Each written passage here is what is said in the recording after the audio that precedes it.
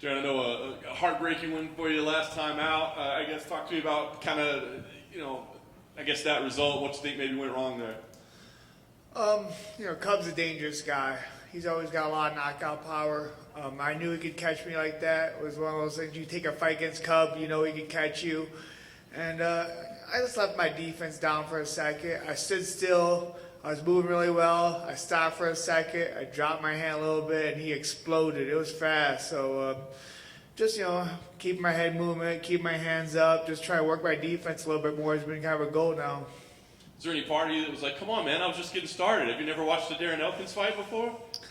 Not really. I mean, you're right. I probably could have survived there, but I'm not gonna argue with the stoppage. It probably could have went. Or maybe I'd come back. I'm a walking zombie over here, but it's not a horrible stoppage. I mean, he stopped it. I kind of fell. I face planted almost. I caught myself with my hands, but I was obviously rocked pretty hard. So I thought it was a pretty good stoppage. Yeah, fair enough. So talk about like in between fights. Like you said, what you work on. I mean, is it just refining? Because I wonder at this stage in your career, I mean, can you change? Like it's like, hey, what if we tried an M&R roll next time, or something? You know what I mean? Would you change, or is it just let's tidy up the little things that we have? No, I find it the part that I still love about the game is you can add different things and go from one thing to another game. I mean, if you looked at my career from the beginning, the things I've done there to what I do now is totally different. It's a learning process. You keep on learning, and if I think when you stop learning, you're pretty much done fighting. So I enjoy learning new things, working on different things, and seeing what I can do with myself. Match up with Tristan Connelly here. One that excites you. I mean, it seems like stylistically, you guys are going to go do what you guys do. Yeah, I mean, he fights a lot like me. He's going to come forward.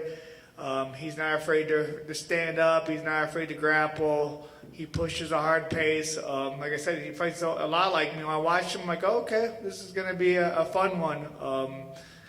And maybe possibly like a fight at night type of thing. If not, I'm fine with that too.